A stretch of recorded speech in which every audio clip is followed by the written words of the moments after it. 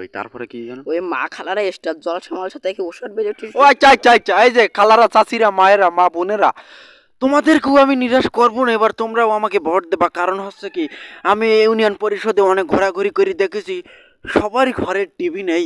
তোমরা স্টার জলসা দেখতে পারো না, স্টার জলসার নাটক থেকে তোমরা বঞ্চিত। না না না, আর হবে না বঞ্চিত। এবার আমি একটা চিন্তা ভাবনা করে দেখেছি যে আমার ওই যে ইউনিয়ন পরিষদের যে মাঠ, ওই মাঠে আমি একটা বিরাট মেলা বানাবো। সেই মেলায় 1 মাস ধরে মেলা হবে, সেই মেলাতে আমি লটারি দেবো। 20 টাকা টিকিটে লটারি হবে। সেই লটারিতে প্রতিদিন 21 ইঞ্চি করে টিভি দেওয়া হবে, প্রত্যেক দিন 30টা করে। তোমরা সবাই বেশি বেশি করে লটারি কাটবা, আর সব ঘরে ঘরে টিভি নিয়ে যাবা, নিয়ে সবাই স্টার জলসা দেখবা। বাবারা, এই সুযোগ কিন্তু আমি মির্জাপুর চেয়ারম্যান ছাড়া তোমাদের কেউ এই সুযোগ দেবে না। এবার কিন্তু 6বার আমি এই দিয়ে ভোটে দাঁড়াচ্ছি। বাবারা, তোমরা আমাদের থেকে এই সুযোগ পাবা যদি আমারে নির্বাচিত করো, তাই তো? হ্যাঁ, তাইলে সবাই ভোট দেবা, ঠিক আছে?